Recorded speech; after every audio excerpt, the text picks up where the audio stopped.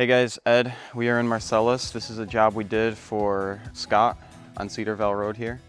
And this is a full install. So we tore down his 5-inch gutters, reinstalled 6-inch gutters, as well as a lot of fascia board work.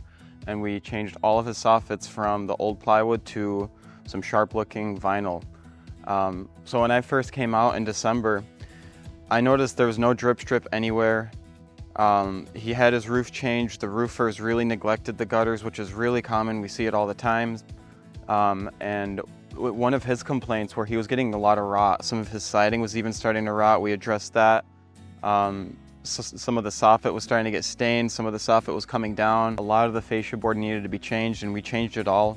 And like I said, all the soffit is replaced with vinyl, so it's not going to be fading, it's not going to be staining, rotting, none of that. Especially with the new gutters that are flashed now, there's going to be no water getting anywhere other than the gutter where it should be.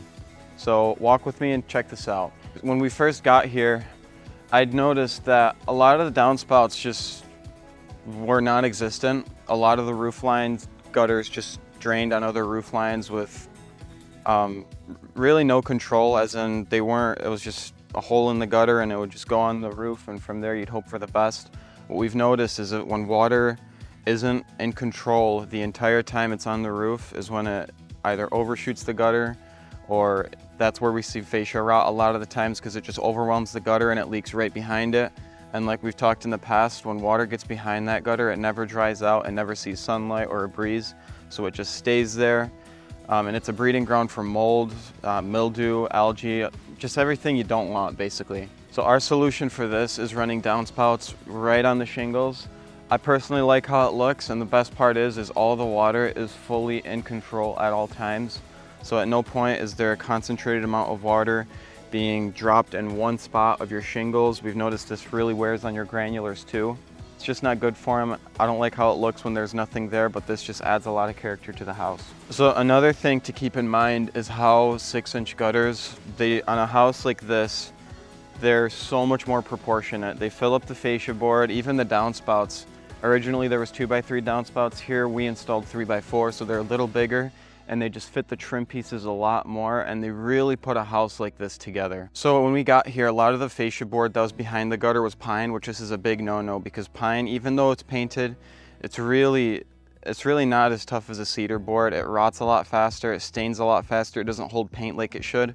So we tore all the pine off, and we installed some cedar board, and with the cedar board we paint all 4 sides of it to make sure it's all fully sealed up. It looks the best, works the best, lasts the longest, and that's what we've got behind all the gutters here. We pride ourselves in doing good work, good gutters, good downspouts, fascia board, all that stuff, and we also pride ourselves in not promising on something we will not deliver.